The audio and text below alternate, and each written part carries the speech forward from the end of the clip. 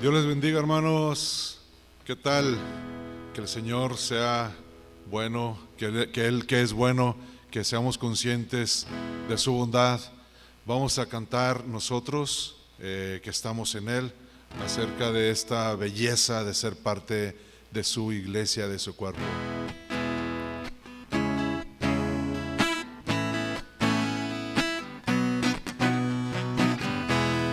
Somos un cuerpo en Cristo, aleluya.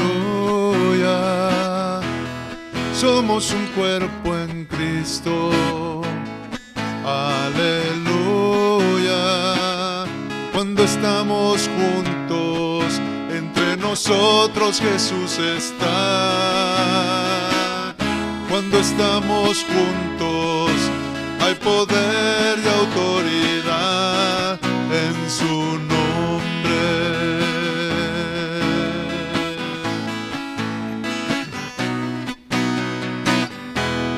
Somos un cuerpo en Cristo, aleluya. Somos un cuerpo en Cristo, aleluya. Cuando estamos juntos, entre nosotros Jesús está. Cuando estamos juntos, hay poder y autoridad en su nombre.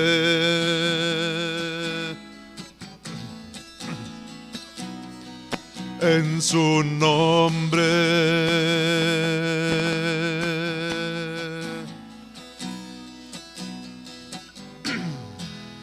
Amén.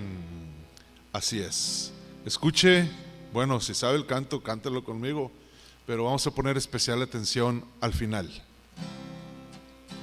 Aleluya, por Cristo.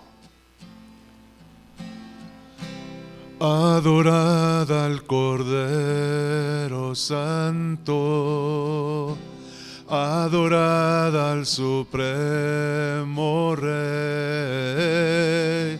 Adorad al Cordero Santo, adorad a Jesús. Otra vez cantemos. Adorad al Cordero Santo, adorad al Supremo Rey. Adorad al Cordero Santo, adorad a Jesús, y vuestras manos alzad, y con canto adorad, y vuestras manos alzad ante su trono con gozo. Hacia el cielo las manos alzad, todo pueblo sabrá que unidos amamos al Rey. Y vuestras manos alzad, y con canto adorad, y vuestras manos alzad ante su trono con gozo. Hacia el cielo las manos alzad, todo pueblo sabrá que unidos amamos al Rey. Oh, que unidos amamos al Rey. Oh, que unidos amamos al Rey. Sí, Señor, gracias te damos porque nos has llamado para ser parte de tu pueblo. Es un gozo cantar esto y exhortarnos para darte adoración, así en forma audible directamente, y decirte estas palabras. Dios, nos has enseñado también que en nuestra vida hemos de mostrar nuestra alabanza y buscar glorificarte. Entonces también nos haces mirar entre nosotros, y ahí, al cumplir tu voluntad, saber que estamos agradándote, te estamos adorando, porque decimos que somos tus hijos y también buscamos el hacerlo. Ayúdanos, Señor, ayúdanos. Dios, también hay necesidades en tu pueblo. Gracias porque estás al tanto de cada uno de nosotros. Dices en tu palabra que sabes de qué cosas tenemos necesidad, pero que nosotros busquemos tu rostro, tu presencia, que seas glorificado en nuestras vidas. Y así, Señor, que tu voluntad sea hecha como en el cielo, así también en la tierra. Los encomendamos a tu nombre, los que viajan, los que tienen necesidades fuertes, los que tienen dolor o angustia en el corazón, están en tus manos. Hazles entender cuán amor nos has dado, Señor. Te damos gracias por Cristo Jesús. Amén y amén. Bien, hermanos, espérenme unos segunditos, por favor.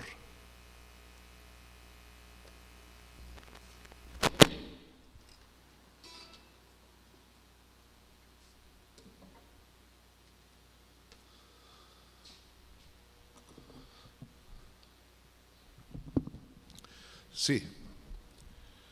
Dice Gálatas en el capítulo 3, versículos 27 y 28. Porque todos los que habéis sido bautizados en Cristo, de Cristo estáis revestidos.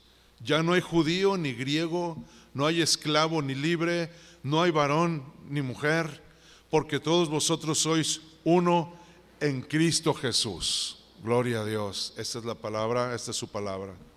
Y aquí nos da una declaración que puede ser básica o que resume lo que enseña el apóstol en esta carta. De hecho, hay una gran situación en estos tiempos y está en deliberar si los judíos deben estar apartados de los gentiles son los que no eran judíos, o pueden estar juntos. Y bueno, si después de deliberar que pueden estar los que no son judíos con los judíos, hay que deliberar cómo van a entrar a ser parte de esta nueva comunión. Y ahí otra vez, tienen que hacer muchas cosas como los judíos o no. Y ya que están confirmando estas cosas, todavía es aceptar que un gentil, un no judío, llegara a ser, por ejemplo, un líder de un judío. Estas cosas están causando problemas en las primeras iglesias. La carta a los Gálatas es para confirmar que en Cristo Jesús somos uno. En Romanos, en otras cartas, pues, está esta situación hablando acerca de esto. Y dice aquí el Señor muy claramente en el versículo 27, no son solo palabritas, dice: lo que nos da la identidad, dice, de lo que están revestidos es de Cristo. Podemos contar nuestro testimonio, o sea, palabras de dónde venimos, lo que Dios ha hecho por nosotros, pero para conocernos de una forma más especial, más íntima entre el cuerpo de creyentes. Pero para definirnos tenemos que hacer el esfuerzo por que sea Cristo lo que nos defina realmente. Y ahora les digo, no son solo palabras, porque las palabras las podemos decir, se las lleva el viento. El Señor decía: este pueblo está lejos de mí porque me ama, me adora de labios para afuera. El asunto es que esto lo llevemos totalmente a la práctica y podamos tener una comunión estrecha, poder convivir con todas las personas, hermanos, porque lo que es más importante, no solamente, es que decimos que lo que nos define es Cristo y después ¿qué somos? No es solo lo más importante, es lo único que importa, que estamos en Cristo. Dice ahí: no hay judío ni griego, no hay esclavo ni libre. Y bueno, podemos pensar, ¿cómo que habla de la esclavitud? Está hablando de grupos diferentes de personas en los que era un privilegio en la antigüedad ser un libre, ser un ciudadano de la sociedad, y el esclavo era un objeto, alguien que pertenecía al amo. En algunos lugares, no en todos, pero cuando el ciudadano, o sea, el padre de familia, el que era alguien libre, si moría, se podía llevar a toda su casa, a sus esclavos, hasta a su mujer, también a la tumba, porque eran de su pertenencia. Pero ahora ya no hay esta diferencia en Cristo Jesús. En esos tiempos seguían siendo esclavos. Bueno, quizá pueden pensar en la esclavitud, sobre todo los que sufrieron en África, pero a lo largo de la historia ha habido esclavitud, servidumbre, y en los tiempos de Jesús seguía habiendo servidumbre.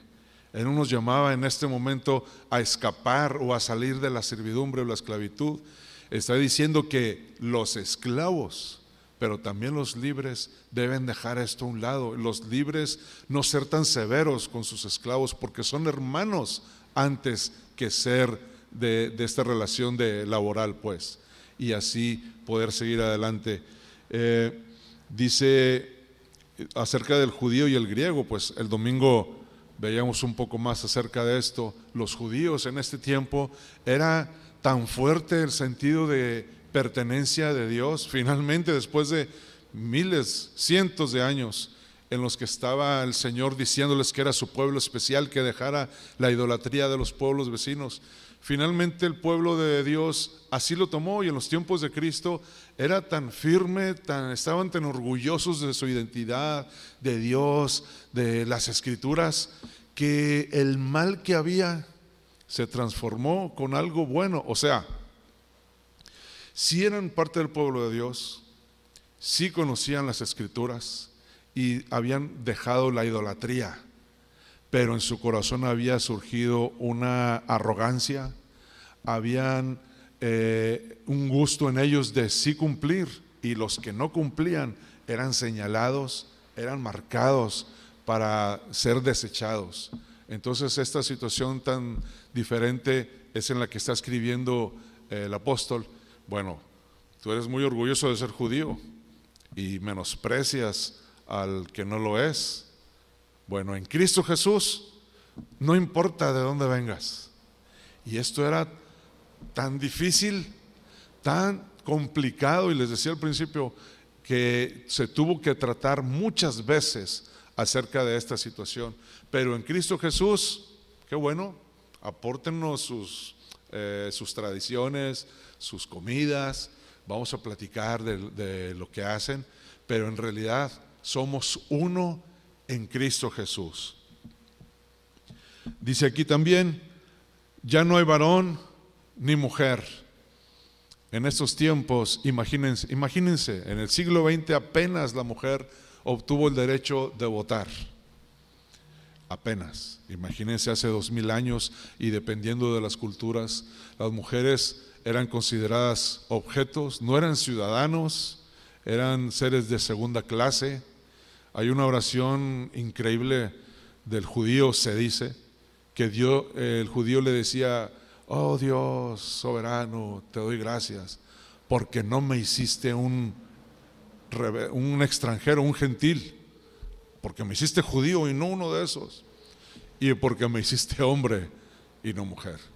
Bueno, en Cristo Jesús la mujer tiene valor, el mismo valor que un hombre, porque somos coherederos para heredar la vida eterna. Entonces, les decía, podemos estar, que ahora canten las mujeres, ahora canten los hombres, y obviamente la diferencia en los sexos, pero en realidad la identidad, la herencia que nos da el Señor es solo una, es en Cristo Jesús. Todos ustedes son uno en Cristo Jesús. Y decía el versículo 27, todos los que han sido bautizados en Cristo, de Cristo están revestidos. ¿Cómo podemos llevar esto, mis hermanos, a la práctica? Pues nosotros debemos estar buscando la unidad al interior de la iglesia. Vamos a dejar los grandes problemas y de división que hay en muchos lugares, pero vamos a hablar primero acerca de la iglesia.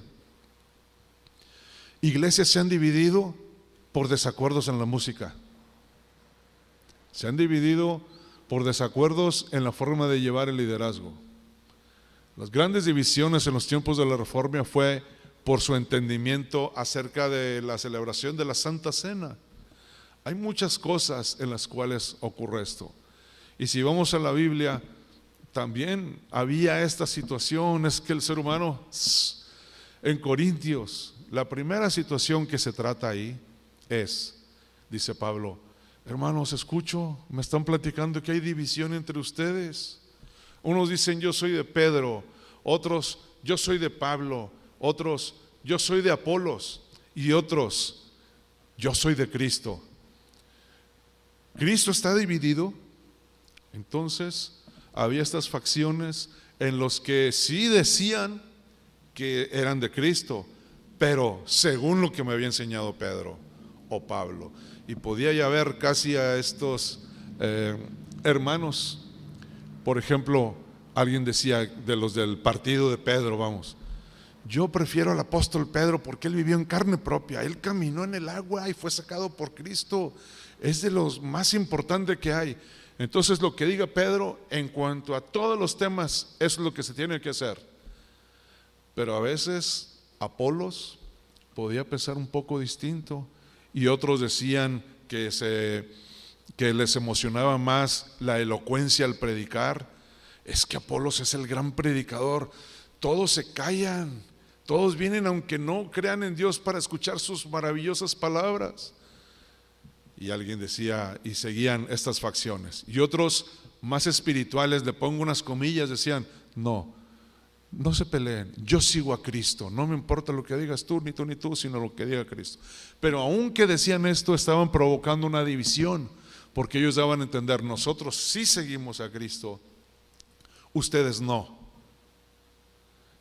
Y entonces la iglesia se detenía, o estaban involucrándose demasiado en su tiempo, en sus energías, en hablar uno contra el otro, o simplemente no avanzar juntos en una visión para que la iglesia se expandiera.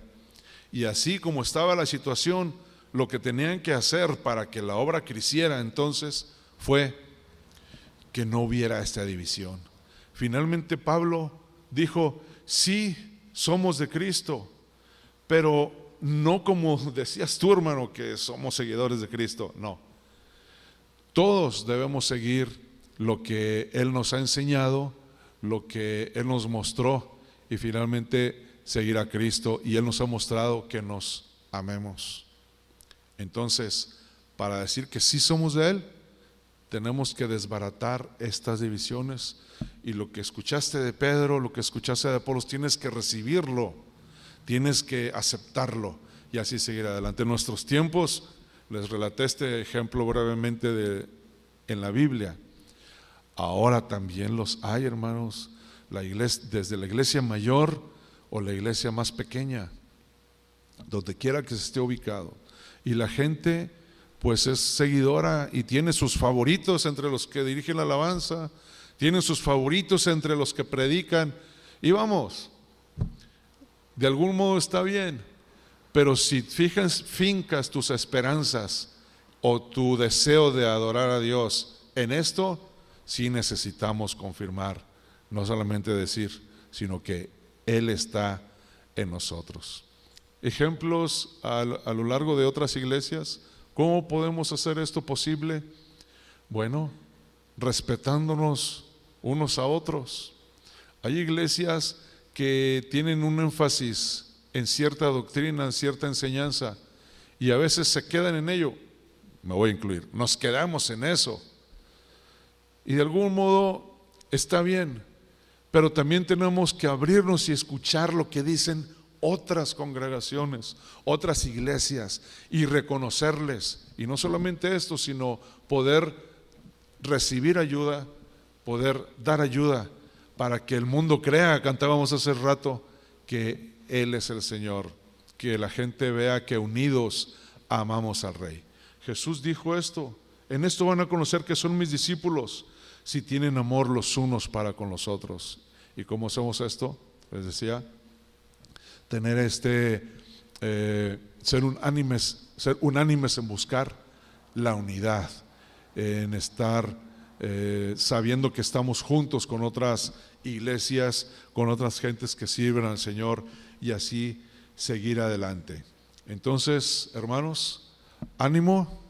Si puedes, si puede o puedes pensar distinto a mí, pero aún así el Señor nos llama a amarnos y buscar el bien de nosotros.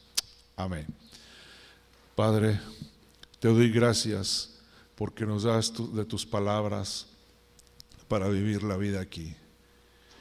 Nosotros decimos, muchos sabemos decir las palabras correctas, estamos revestidos de Cristo, pero tú nos llamas a hacer y vivir así.